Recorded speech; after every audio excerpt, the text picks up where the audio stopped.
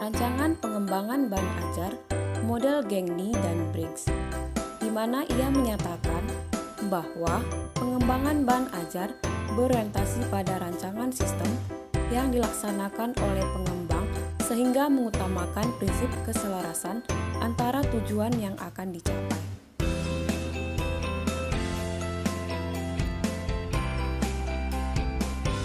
Yang ketiga yaitu rancangan pengembangan bahan ajar model Brock dan Gale. Ia menyatakan bahwa pengembangan bahan ajar merupakan usaha untuk mengembangkan dan memvalidasi produk-produk yang dipakai dalam penelitian.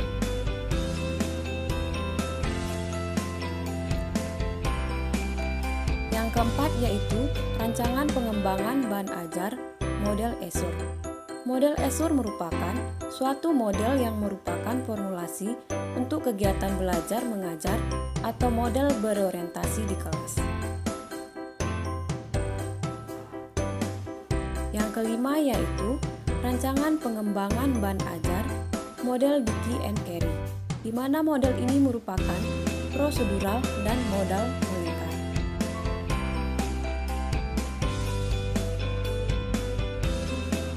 Yang keenam yaitu rancangan pengembangan bahan ajar model Hanapin dan Peck, di mana merupakan model desain pembelajaran yang terdiri dari 3 fase, di mana penilaian dan pengulangan perlu dijalankan dalam setiap fasenya, di mana model ini lebih berorientasi pada produk. Yang ketujuh yaitu rancangan pengembangan bahan ajar model EDI, di mana model EDI merupakan model desain pembelajaran yang sifatnya lebih generik, adalah model EDI.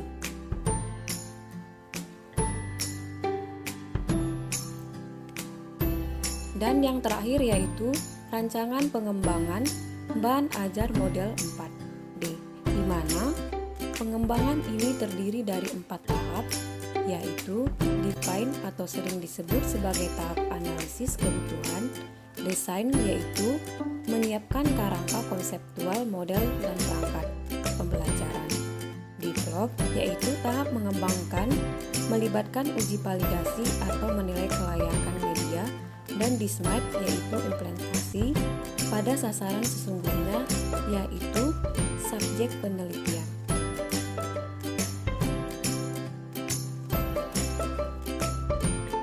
Halo semuanya, jumpa lagi bersama saya Nikade Ariantiani.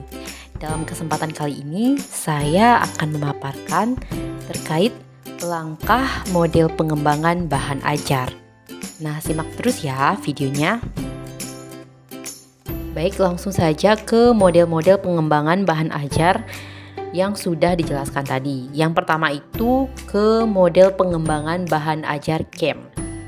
Seperti namanya, bahwa bahan ajar ini dikembangkan oleh Gerald A. Camp pada tahun 1994 yang merupakan model desain pembelajaran berbentuk siklus untuk menunjukkan adanya proses yang kontinu. Selain kontinu, juga model ini bersifat sangat luas karena pengembangan pembelajarannya dapat dimulai dari komponen mana saja. Selain itu juga terdapat 4 dasar komponen model CAM yang terdiri dari peserta didik, tujuan, metode, dan juga evaluasi. Berdasarkan komponen dasar tadi, maka menurut Obizoba terdapat 9 komponen dalam model CAM. Yang pertama yaitu ada identifikasi masalah pembelajaran atau instructional problem. Dalam mengidentifikasi masalah, terdapat 3 pendekatan yang dapat digunakan. Ada analisis kebutuhan, analisis tujuan, dan penilaian kinerja. Yang kedua, analisis karakteristik peserta didik atau learner characteristic. Nah, karakteristik dari peserta didik itu sangat penting diperhatikan dalam merancang pembelajaran, karena setiap peserta didik itu memiliki perbedaan karakteristiknya masing-masing dalam belajar.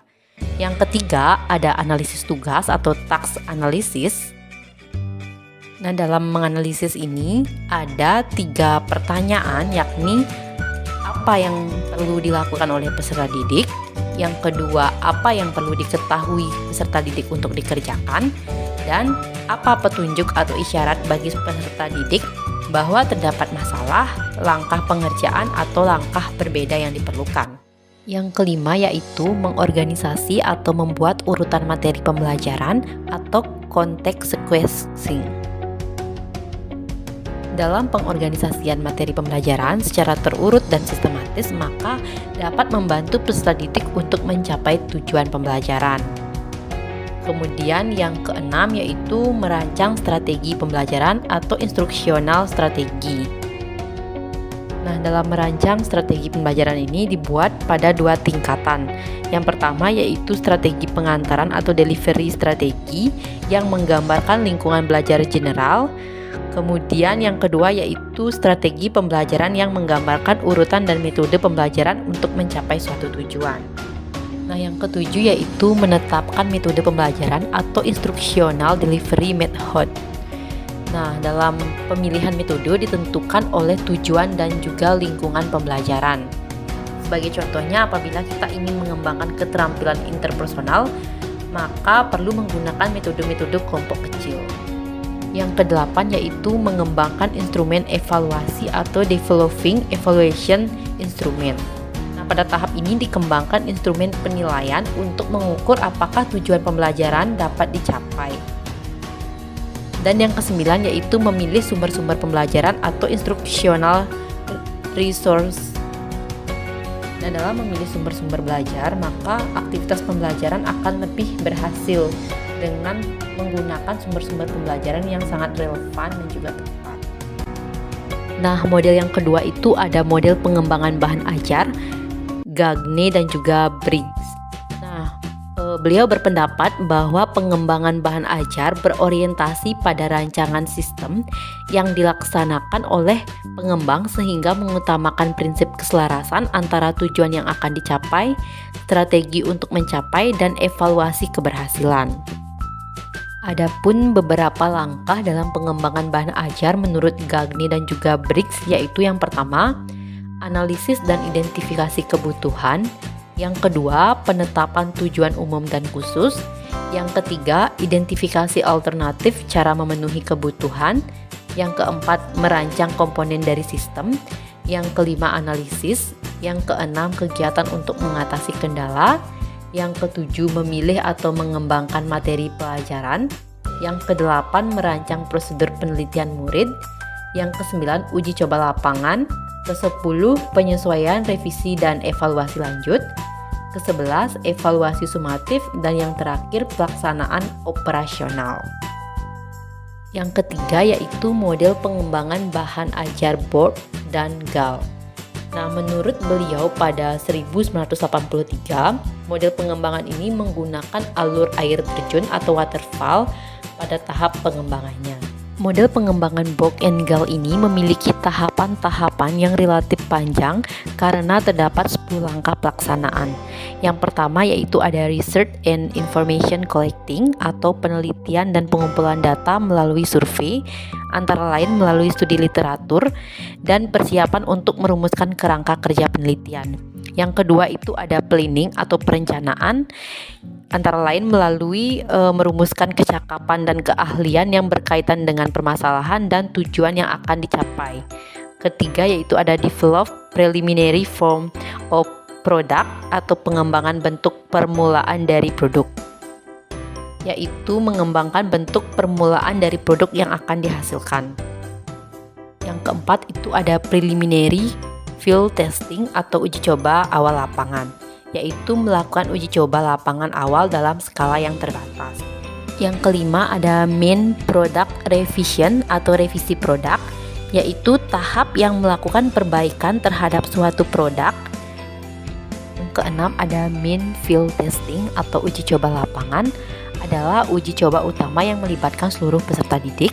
Yang ketujuh ada operational product revision atau revisi produk operasional, yaitu melakukan perbaikan atau penyempurnaan terhadap hasil uji coba lebih luas sehingga produk yang dikembangkan menjadi desain modal operasional yang siap divalidasi. Yang kedelapan ada operational field testing atau uji coba lapangan operasional, yaitu langkah uji validasi terhadap model operasional yang telah dihasilkan. Yang kesembilan yaitu ada final product revision atau revisi produk akhir, yaitu melakukan perbaikan akhir terhadap model yang dikembangkan guna menghasilkan produk akhir atau final. Dan yang ke-10 ada dissemination and implementation, yaitu produk atau model yang dikembangkan dan menerapkannya di lapangan dengan cara disebarluaskan.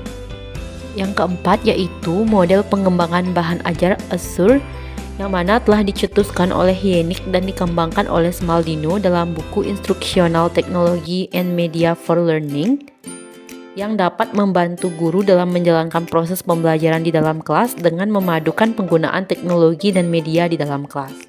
Tahapan pengembangan media pembelajaran yang diadaptasi dari model Azure menurut Smaldino terdiri dari Analyze Learner Characteristic atau menganalisis siswa. Sebelum membuat media, terlebih dahulu harus mengetahui karakteristik siswa, karena media yang baik adalah media yang sesuai dengan karakteristik siswa. Adapun faktor kunci yang akan dibahas, yang pertama yaitu ada general karakteristik atau karakteristik umum. Yang kedua yaitu ada specific entry comprehension atau kompetensi tertentu, dan yang C ada learning style atau gaya belajar. Yang kedua itu selanjutnya adalah state standard and objective atau menentukan standar dan juga tujuan.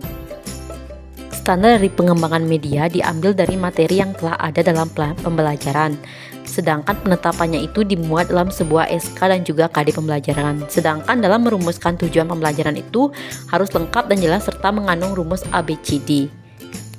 3 yaitu select strategi teknologi media and material atau memilih strategi metode media dan bahan ajar. Nah, dalam menentukan media harus dilakukan secara sistematis, sedangkan dalam memilih metode, media, dan bahan ajar yang akan digunakan terdapat beberapa pilihan, yaitu memilih media dan bahan ajar yang telah ada, memodifikasi bahan ajar, atau membuat bahan ajar yang baru. Yang keempat yaitu utilize media and materials atau penggunaan media dan bahan. Dalam penggunaan media harus melibatkan peran serta siswa di dalamnya dan harus berdampak pada peningkatan keterampilan yang dimiliki oleh siswa, baik itu dari segi kognitif, afektif maupun psikomotoriknya serta aspek-aspek lainnya. Yang kelima yaitu require learner participation atau mengembangkan peran serta siswa. Partisipasi berisi kegiatan siswa dalam pembelajaran di dalam kelas. Partisipasi ini nantinya akan diujikan pada 2 sekolah yang tingkat kualitasnya berbeda, yaitu sekolah imbas dan sekolah inti. Yang keenam yaitu evaluation and revise atau menilai dan memperbaiki. Proses evaluasi dan revisi bertujuan untuk menilai dan merevisi produk pada tahap akhir. Baik teman-teman semuanya, bersama saya Sanyaman Putra Dharma akan melanjutkan terkait dengan model pengembangan bahan ajar, kali ini dari Dick dan Carey. Nah, model Dick dan Carey ini disebut sebagai model yang prosedural. Secara sistematis, langkah-langkahnya ada identifikasi tujuan pembelajaran, kemudian dilanjutkan dengan analisis pembelajaran. Nah, langkah yang ketiga ada menganalisis siswa dan juga lingkungan. Nah, setelah itu langkah yang keempat merumuskan tujuan khusus, dan akan dilanjutkan langkah yang kelima ada mengembangkan suatu instrumen penilaiannya. Nah, kemudian langkah yang keenam mengembangkan strategi pembelajaran. Langkah yang ketujuh kemudian mengembangkan dan memilih suatu material untuk nantinya merancang evaluasi formatif. Langkah yang kesembilan yaitu merevisi produk pembelajaran, dan langkah yang 10 akan dilanjutkan dengan melaksanakan suatu evaluasi sumatif. Nah, model pengembangan bahan ajar selanjutnya ada model Hanapin dan Peck. Nah, model ini jadi berorientasi pada produk, yaitu media pembelajaran itu sendiri. Nah, bahwa ada 3 prosedur pengembangan bahan ajar menurut model ini. Di antaranya ada analisis kebutuhan menyangkut apa saja yang diperlukan untuk mengembangkan suatu media pembelajaran.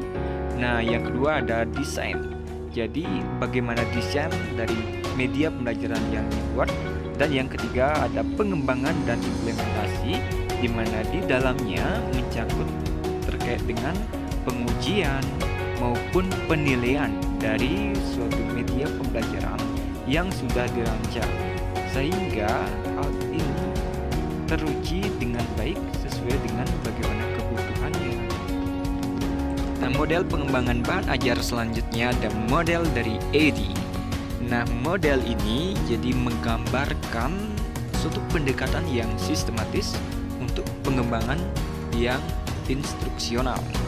Nah, jadi langkah-langkahnya yang pertama ada analisis, langkah yang kedua yaitu ada desain, bagaimana desain dari media pembelajaran, ada development, ada implementation, dan juga evaluation. Model pengembangan bahan ajar selanjutnya ada model 4D. Jadi penting kita ketahui bahwa langkah ini dalam mengembangkan suatu produk atau bahan ajar. Nah, yang pertama langkahnya ada define atau pendefinisian. Di antaranya yang A ada analisa awal, dilanjutkan dengan analisa peserta didik. Yang C ada analisa tugas, ada analisa dari konsep, dan yang E bagian dari define yaitu ada merumuskan suatu tujuan dari pembelajaran itu sendiri nantinya. Nah, tahap yang kedua ada design atau perencanaan. Nah, jadi yang A menyangkut terkait penyusunan standar tes. Selanjutnya ada pemilihan media, ada pemilihan format, dan dilanjutkan dengan rancangan awal. Nah, tahap yang ketiga ada develop atau pengembangan. Nah, di sini mencangkup terkait dengan penilaian dari ahli. Jadi bagaimana bahan ajar yang berupa media pembelajaran harus dinilai dari para ahlinya, dan kemudian dilanjutkan dengan bagaimana uji coba dari pengembangan selanjutnya. Nah, yang keempat ada disseminate atau penyebar luasan. Nah, jadi penyebar luasan ini mempunyai tujuan untuk bagaimana mempromosikan produk hasil dari pengembangannya sehingga diterima oleh individu, kelompok atau sistem dengan baik, dapat dipahami dan juga diterima. Om Swastiastu. Nah, teman-teman, kali ini kita akan membahas mengenai kelebihan dan kekurangan dari model pengembangan bahan ajar.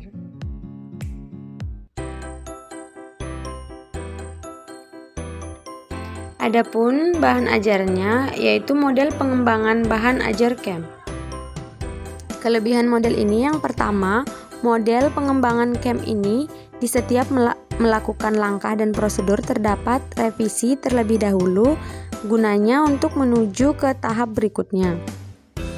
Tujuannya adalah apabila terdapat kekurangan atau kesalahan di tahap ini dapat dilakukan perbaikan terlebih dahulu sebelum melaksanakan ke tahap berikutnya. Adapun kekurangan model pembelajaran CAM ini ialah agak condong ke pembelajaran klasikal atau pembelajaran di kelas. Oleh karena itu, peran guru di sini mempunyai pengaruh besar karena mereka dituntut dalam rangka program pengajaran, instrumen evaluasi, dan strategi pembelajaran.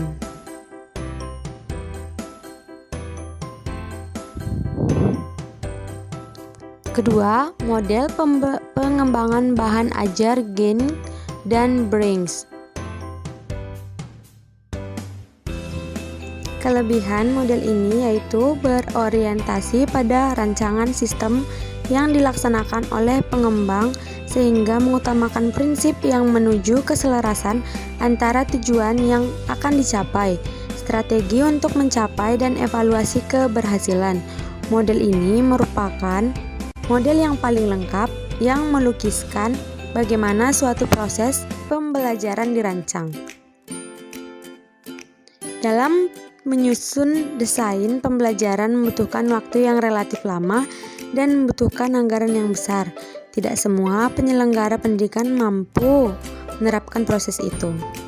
Yang ketiga, ada model pengembangan bahan ajar Block and Go.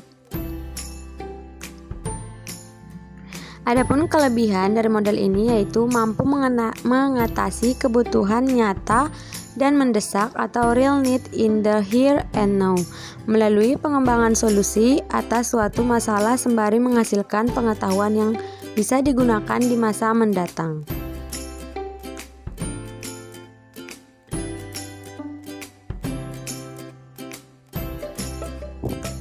Nah, kekurangan dari model ini yaitu pada prinsipnya memerlukan waktu yang relatif panjang karena prosedur yang harus ditempuh relatif kompleks.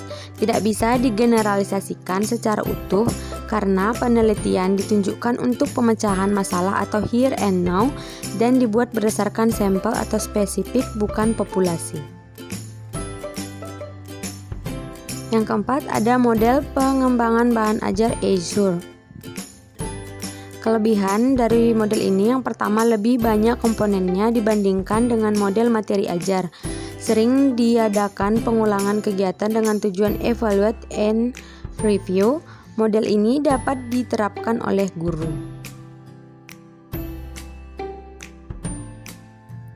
Nah, ada juga kekurangannya. Yang pertama, pada prinsipnya memerlukan waktu yang relatif panjang karena prosedur yang harus ditempuh relatif kompleks. Tidak bisa digeneralisasikan secara utuh karena penelitian ditujukan untuk pemecahan masalah. Tidak mencakup suatu mata pelajaran tertentu, komponen relatif banyak dan tidak semua komponen desain pembelajaran termasuk di dalamnya.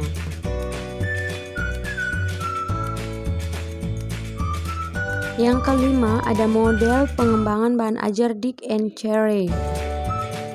Adapun kelebihan, setiap langkah jelas sehingga dapat diikuti, teratur, efektif, efisien dalam pelaksanaan, ada revisi pada analisis. Model Dick and Cherry sangat lengkap komponennya, hampir mencakup semua yang dibutuhkan dalam suatu perencanaan pembelajaran. Nah, ada kekurangannya yaitu kaku karena setiap langkah telah ditentukan. Tidak semua prosedur pelaksanaan KBM dapat dikembangkan sesuai dengan langkah-langkah tersebut. Uji coba tidak diuraikan secara jelas kapan harus dilakukan dan kegiatan revisi baru dilaksanakan setelah diadakan tes. Yang keenam ada model pengembangan bahan ajar Hanafin dan Peck. Kelebihan dari model ini yaitu menekankan proses penilaian dan pengulangan yang melibatkan ketiga fase. Dapat menentukan hal utama dari apa yang dibutuhkan dalam pendidikan. Dapat memecahkan kesenjangan dari analisis performance.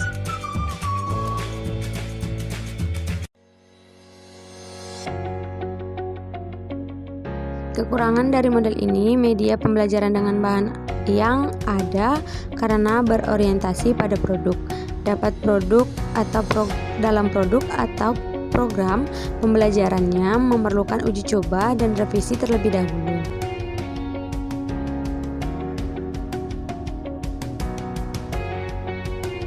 Selanjutnya, yang ketujuh model pengembangan bahan ajar AD.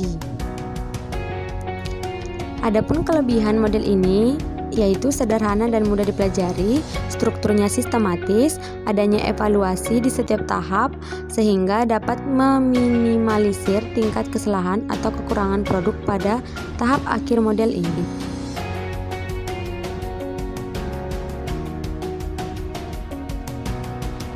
Kekurangan dari model ini, tahap analisis memerlukan waktu yang lama, tahap desain karena model AD tidak mengatakan bagaimana membagi tujuan utama menjadi tujuan yang praktis.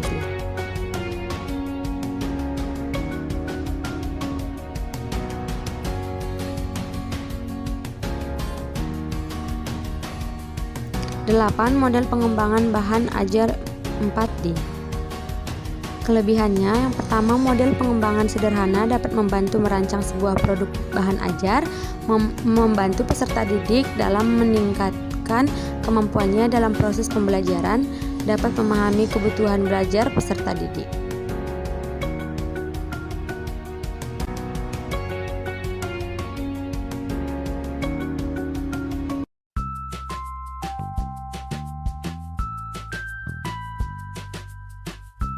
Nah, ada kekurangannya, hanya sampai pada tahap penyebaran saja dan tidak ada evaluasi. Evaluasi yang dimaksud adalah mengukur kualitas produk yang telah diujikan. Uji kualitas produk dilakukan untuk hasil sebelum dan sesudah menggunakan produk.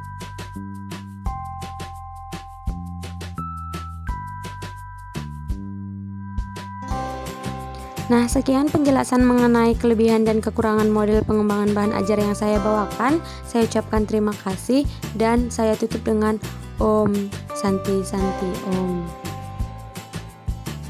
Hai semua, kali ini kita lanjutkan terkait topik model pengembangan bahan ajar yang digunakan dalam proyek produksi bahan ajar ataupun media pembelajaran. Nah, kalian tahu nggak sih apa arti dari media? Jadi, media itu merupakan saluran komunikasi ataupun pengantar pesan dari pengirim kepada penerima. Nah, ada info penting nih. Jadi, di dalam pembelajaran itu, guru memiliki peran penting dalam mengembangkan keterampilan membuat media yang menarik, murah, dan efisien agar dapat membantu siswa belajar secara optimal. Salah satu media yang dapat dikemas dengan menarik dan mempermudah dalam proses pembelajaran adalah Flipbook. Flipbook merupakan buku digital yang memiliki gambar yang bervariasi, memiliki animasi, dan disertai dengan musik.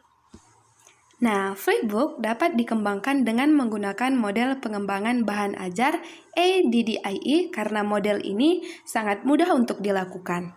Lalu, apa saja ya langkah-langkah model pengembangan ADDIE ini? Yang pertama ada analisis, kedua desain, ketiga development, keempat implementation, dan yang terakhir adalah evaluation. Analisis yaitu tentang menganalisis kelayakan ataupun syarat-syarat pengembangan produk yang dilihat dari masalah produk yang sudah ada sebelumnya. Kedua, desain. Tahap ini merancang konsep dan konten dalam produk yang ingin dibuat secara jelas dan rinci dan bersifat konseptual. Ketiga, development yang berisi suatu kegiatan realisasi rancangan produk yang sebelumnya telah dibuat, dan kerangka yang masih konseptual selanjutnya akan direalisasikan menjadi produk yang siap untuk diterapkan. Lalu yang keempat, implementation, yang diharapkan agar diperoleh umpan balik ataupun feedback terhadap produk yang telah dibuat ataupun dikembangkan. Dan yang terakhir adalah evaluation. Nah, evaluation ini berfungsi untuk mengukur ketercapaian tujuan pengembangan media ataupun produk tersebut, seperti Flipbook. Penting nih, jadi dengan menggunakan model pengembangan bahan ajar ADDIE dapat memudahkan kita dalam mengimplementasikan pembuatan bahan ajar ataupun media pembelajaran seperti Flipbook. Nah, dan berikut merupakan kelebihan dari Flipbook ataupun buku digital. Bisa dikombinasikan dengan gambar, menghemat biaya, dapat di-zoom, tidak membosankan, dan masih banyak kelebihan lainnya. Ini merupakan contoh dari Flipbook. Flipbook ini sangat menarik kan? Menumbuhkan semangat bagi yang membacanya. Terakhir adalah kesimpulan. Thank you, semoga video ini membantu. Dadah!